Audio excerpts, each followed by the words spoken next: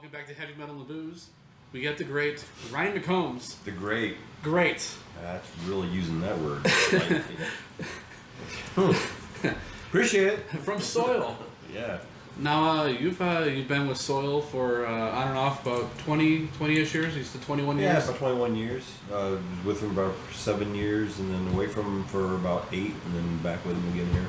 I think we're coming up on year 7 of me being back, or we're in year 7 of me being back. So I think I was married for 7 years too previously. So it clearly got an issue with the whole 7-year itch thing. Okay. So by the end of this year, I think I've got to find another band. Okay. Yeah. Keep it at 7-year marks. Yeah, I mean, so far it's worked for me all right. So Okay. No reason to try something different. Okay. No, I actually read that you actually got to be the singer of Drowning Pool for quite a while. 7 years, yeah. How was it? No, he died of very sad circumstances. Cardiomyopathy, yeah. What was it like for you to fill in for him? Did you feel like there was this mass pressure on you at all? Dave was. I'm kind of weird, head jelly in the aspect that I think the words friends and stuff are away from generously. Yeah. You may know somebody, doesn't mean but Dave was one of those rare souls that I actually consider a friend in the music business. Okay. So I actually was on stage for his last song of his last performance. Oh wow! With him, we did Bodies together. Okay. But they're in Indianapolis. So it was weird in that aspect. Yeah. And it wasn't really. I wasn't 100% this is what I was going to do until it was actually his mom that called me. Oh wow. And she was basically at the end of the conversation. She was just like, if anybody would do it, if anybody was going to do it, David was going to be you. So that's the blessing, Okay. So it was weird, but also not. Well, did you feel like with the whole fan base and everything? I know there was a huge cult following because of Bodies, and everyone was very disappointed, understandably because he had passed away and everything. And was there any kind of pressure on you because of that? Being the vocalist? There was, in the aspect that you wanted to carry the, you wanted to carry the torch. You wanted to do the job. You wanted to do the position justice. Yes. If that makes sense. Yeah. And I wanted to, have a certain amount of respect as I'm walking the walk. Okay. For the fact that it wasn't my, I was keeping the seat warm. Yeah. For a dear person. Okay. Not just an awesome performer and stuff. But yeah. He was a fucking awesome person. He was an awesome person. Okay. So there's a lot of just wanting to do the job justice. Okay. Now we got to go back to SOiL talk. All right. I got a story for you, and it's actually really cool because never in my life did I ever think that I'm going to be sitting down with you to talk to you about music. Junior year in high school in 2001, when your first Xbox was already out, there was a game called Halo. We'd be playing it all the time, and so my buddy would pick me up from my house and take me to another friend's because we would be playing Halo. And the song that we would always jam out to would be Halo because it would always get us in the mood. Cool. And I remember I actually mentioned that in the email when I contacted for the requested to interview him. It's like you guys are from Chicago.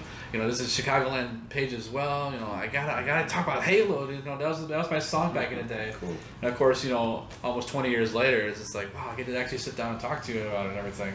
Yeah, we're still doing it for some. We're just glutton for punishment. Still at it. So, is there anything new coming in with the band? I moved over to England. Oh wow. At the end of last year. Okay. But I've been back in the States now since July the 10th. I haven't been home since July 10th. As the visa and everything gets situated.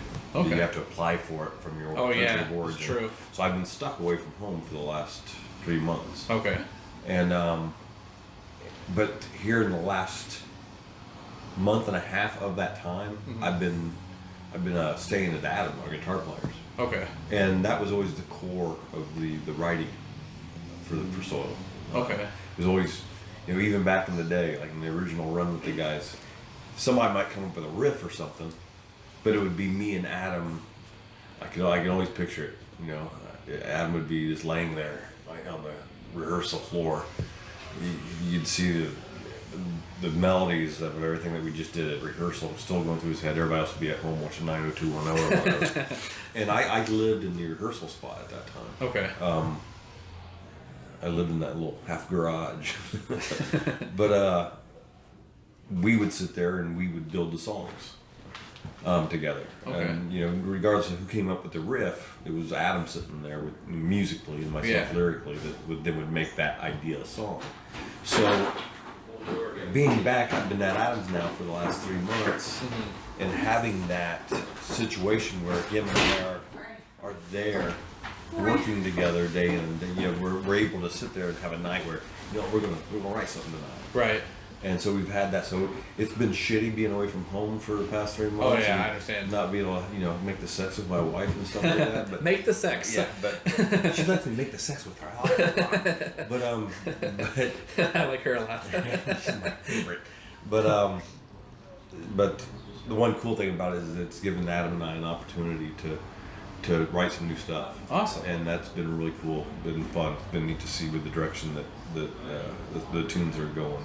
Okay. And so yeah, definitely going to have some new material eventually. When that time happens, there's no, you know, we haven't pointed at the calendar and yeah, this is when we want to do something. You got a lot to do anyways.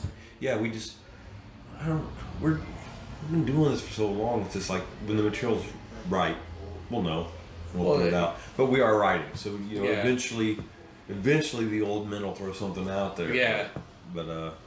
But we also, you know, we'll do it in our own time. Okay. You know, it's not like back in the day where the label would go, you need to be in the studio by January 1st, and we need to have a release date by, you know, March, and now, you know.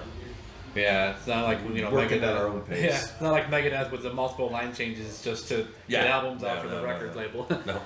But yeah, so you mentioned in England. I myself lived in England for a little bit. Oh yeah, what part? I was in Mildenhall. RAF Not Mildenhall. familiar. Where's that? Oh no, the base. Suffolk. Yeah, I was in the base. Hey, I was Air Force at the I time. don't think you were very far from me. Okay. I live in Swindon. Swindon. It's the name by doesn't sound Bath. familiar. It's by Bath and Bath sounds Chippenham, familiar. and it's right there on that highway. It's not going to remember which one the highway was. Like the I'm halfway between A1 Bristol. or M1 or something. I mean, I'm halfway between Bristol and London. I'm like dead center. Yeah, because I used to I would take one of the trains to London all the time. It was just so pricey to do it. You had to do it every 3 or 4 months. Yeah. But I used to go to shows a lot in Cambridge, and I saw the Underworld and stuff. Yeah, I saw Black Label Society there one year. Oh, nice. And I saw Motorhead in cool. 2010 before he passed away, obviously. Yeah. But the whole music scene there. Yeah. The music scene was wonderful. Of course, you had Download and Sonosphere. Yeah. I saw the big four there. It's people have often asked me, you know, especially when you're over there, like compare the two audiences, U.S. and UK based audiences, and metal fans are awesome anywhere you are. Yeah. But there's something about we just sold out the very first show we ever played in London. Really? And it's been like that forever. Oh yeah. That's our playground. Okay. And it always has been. And I guess that's what I'm getting at is the only difference I would say, metal fans are metal fans. They're a beautiful breed. Yeah, we're a family. Yeah. But there's something about music fans, and I always say music fans and differentiate the two. You got your metal heads that are just, like you said, family. Yeah. But music fans, I would say the big difference, there's a difference there. And that's in what I think that is people, the music fans, not in the U.S., seem to be a little more, paying a little more attention to what's popular. Yes. In the U.K., those people that fell in love with SOiL the first time they heard that first scream on Halo, still come to the shows today. Yes. They didn't go through phases of what was popular. Yeah. Their taste didn't change with the style of jeans that were popular that month. Yeah. Whatever. The music fans of rock or metal never swayed. No. You know, so I say that love doesn't matter. Love the music fans no matter where they are. But that would be the one difference I'd say. I'd say the music fans in general aren't so swayed by popular opinion. Yeah, that's one thing I did notice. Well, plus they like I said, they got those big music festivals all the time there, and They it's so easy base to go. their friggin' their year around. It's like you go to download. Yeah, like duh. It's like a holiday. yeah.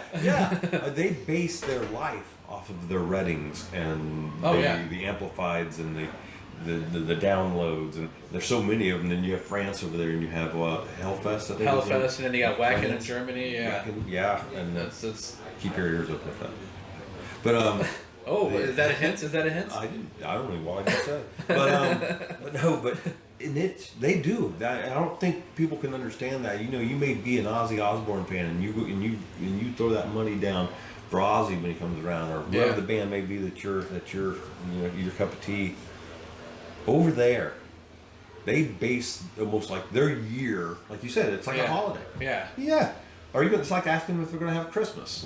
Yeah, I'm going to download. Yeah, I'm going to have a tree for Christmas. Yeah. It doesn't matter, rain or download usually is a mess. And they don't care. And they will be back next year to go through the mess again. Yeah, well, I went to Sinister that year in 2011. It was in another one, June when the Big Four played that first night. Metallica, Slayer, Megadeth, and Anthrax. Nice. And Diamond Head opened. And it was before Diamond Head went on stage. I think Diamond Head had already played. But then I think Anthrax or Slayer was going to play. Now, of course, you get the downfall of the rain. They played on there regardless. Oh, yeah. They didn't care. We're all in the middle of like this big muddy field and everything. And I remember doing a festival in Germany back in the early 2000s. But it was raining so bad, the rain was like horizontal coming in at stage. Yeah.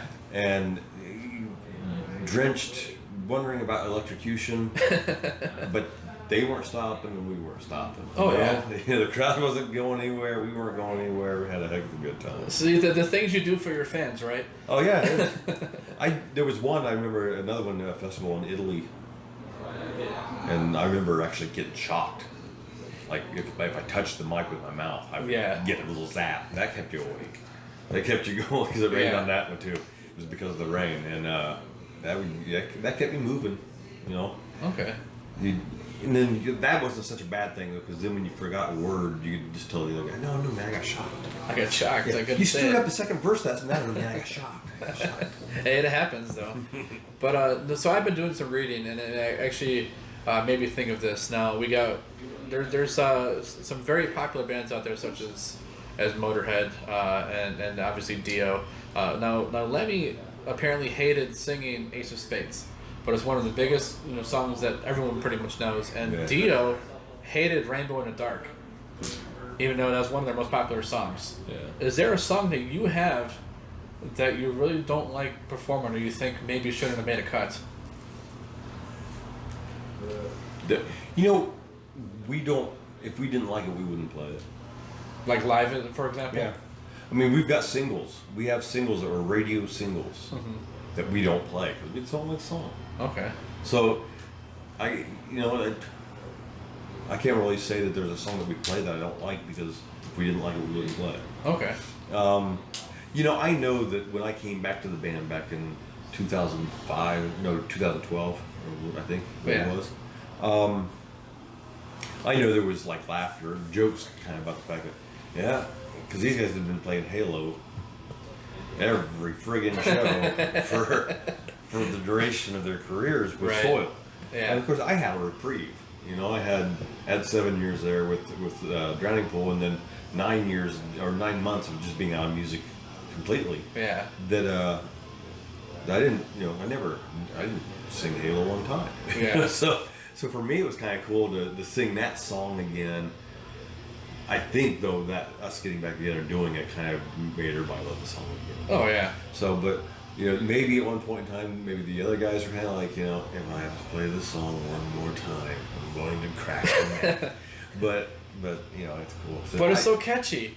You get it's like, yeah! Start throwing chairs and stuff. Well, I've seen some crazy things. What's the craziest thing you've seen then at a show? Oh, dude. Oh. I have a tendency of... I have a tendency of getting down in the crowd for last songs. I used to do it on Bodies, and I used to do it most of the time. You know, if the crowd's cool, I like to go down there and have a little moment with hang out with them a little bit. Yeah. And there was one time it was Drowning Pool Days. We did we did a show in Seattle, Washington, at a military base there. Okay. The Marine base out there. I want to say the Marine base. I think I want to say Seattle, Washington. It was somewhere in the northwest. Okay. And we're playing this. It was a big celebration because a bunch of units were just coming home from Iraq and been stationed over there for a while. Yeah. So it was a big celebration, and it was sponsored by Jägermeister. Okay. So these Marines who have been stationed in a dry country, and I'm not saying the humidity, I'm not saying humid-wise, I'm saying it was Iraq. There's no alcohol. Yeah. So they're stationed over there for however long it's been, like 12, 14 months or something, and they're coming back home to a metal show with a band that plays Bodies, which was like their theme over there. Oh yeah, it was. and it's being sponsored by Jägermeister, and I went down in the crowd. I have never been more scared for my safe being, but at the same time know that they absolutely. I was in the safest place I could be because every one of those men and women in Rome definitely make sure to take care of me. Oh yeah. But at the same time, it was so rough that it was like, this is kind of freaking scary. There was that time, then there was another time in London. We were doing a show, and I went down for Halo, and it got so out of control. At one point in time, I couldn't move, and somebody came up over me, and I ended up having to use my own head as a weapon. And I just kind of like hauled back and went whack. But I can't really, beyond those two experiences, I can't really think of. I've seen some crazy stuff out there. God bless their hearts. But I can't think of anything other than those two things at this moment. Well, we'll save those for another time. Actually, that's all. That's really all the time we have for today. Well, dude, I appreciate your time. Absolutely. I appreciate everybody's time out there too. It's giving me the chance to do this for a living. So. Well, we're gonna go down there. We're gonna have a good time then. Good. I like it. Looks like a good venue too. The whole backstage, the whole green room. I wish I had the money they spent on the budget just to supply the furniture. Oh yeah, this is the nicest get-up I've ever had on any of my interviews. There's like 6 rooms up here, and they're all themed, and they're all like real nice and stuff. It's a really nice venue. Yeah. Well, this has been Heavy Metal with Booze. Ryan McCombs from SOiL. Thanks for your time, man. Thank you.